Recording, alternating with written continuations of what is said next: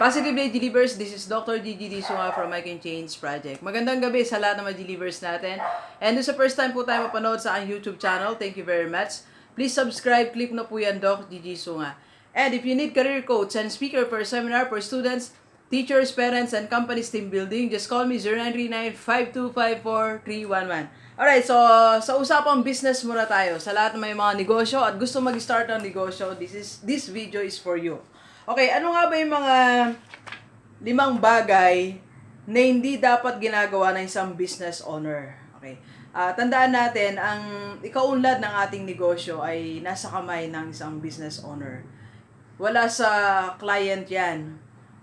Wala sa sa environment na sinasabi natin, kundi nasa kamay natin. Okay? So, ano ba yung mga dapat nating iwasan? Mga hindi ginagawa ng isang business owner. So, number 1, nangungutang ng labis na para pang kapital. Okay, so ito yung minsan kinakabagsak ng isang negosyo. Lumalabis or sobra yung pangungutang. Okay? At eventually, yung kinikita niya, pinambabayad na lang ng utang niya, ng capital o ng tubo. So, ang payo natin dito sa part na to, kung kailangan mo ng additional capital, wala pong problema dyan. Okay? Kaya lang dapat i-predict mo or compute mo magkano yung kikitain ng iyong negosyo sa pangutang mo na yan. Okay? Baka naman kasi yung kikitain mo po dyan ay pambabayad mo lang din ng tubo o mas lugi ka pa.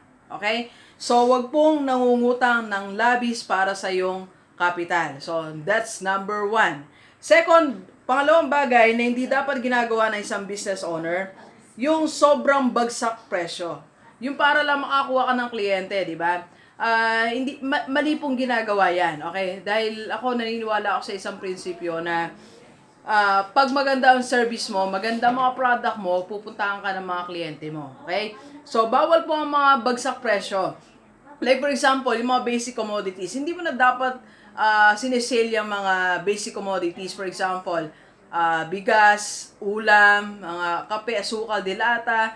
So, wala tayong makasale niyan. Actually, hindi naman talaga sinisale. Kung pupunta ka sa supermarket, wala niyan, di ba? Okay, yung mga basic needs sa isang bahay. So, hindi natin dapat binabagsak presyo po yan. Okay?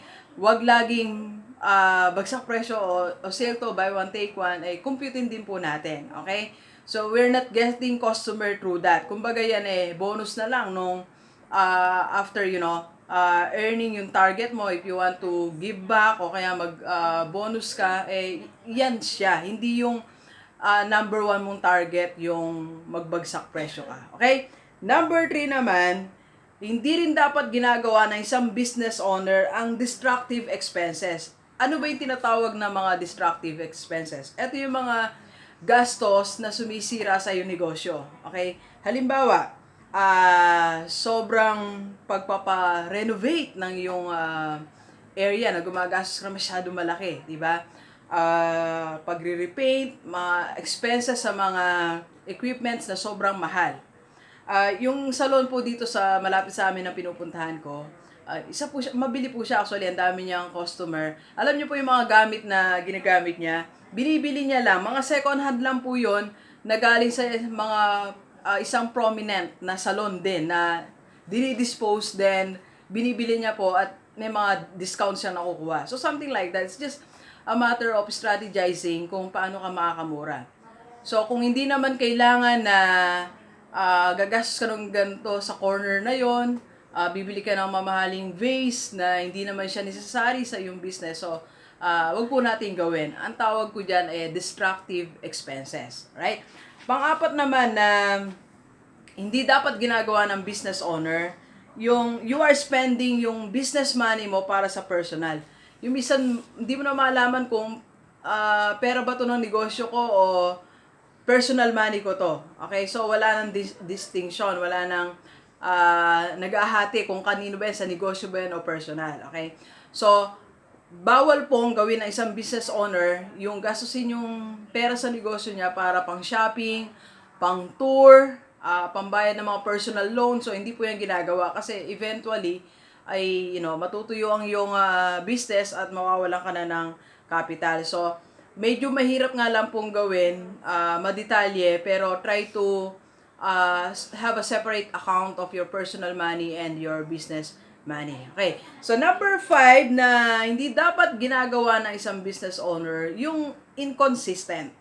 Yung hindi malaman kung anong oras ka bang magbubukas, anong oras ka bang magsasara, ano ba talaga yung offer mo, coffee ba talaga yung offer mo, pamisa-misa nag-offer ka ng mga ihaw-ihaw, o pamisa-misa ka nag-offer ka ng meal, pamisa-misa naman merienda. Kasi yung client mo, ganito po sa mga negosyo kasi may tinatawag tayo mga balik customer. Okay? So, ito yung mga naka-experience na nagmerienda sa'yo na gusto maulit yung ganong klase ng merienda. And then, pagbalik sa'yo, hindi pala merienda uli ang tinitinan mo.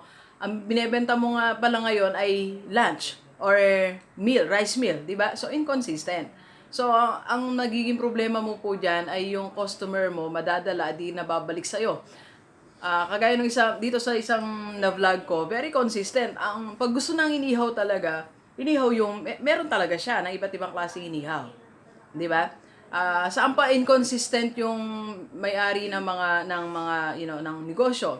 Minsan sa pagbubukas, hindi alam kung, like, for example, meron ka sari-sari store. Minsan nabubukas ka ng 5, minsan naman 10, minsan naman 11. Di ba? Napaka-inconsistent. Nawawala yung mga customer mo. Alright, so delivers, ayan yung 5 things, so 5 bagay na hindi dapat ginagawa ng isang business owner. Okay, so please share this video sa mga kaibigan mo na may negosyo at sa mga gusto mag-start ng business. Alright, so thank you very much, delivers. Enjoy the rest of the day and let's go, let's go!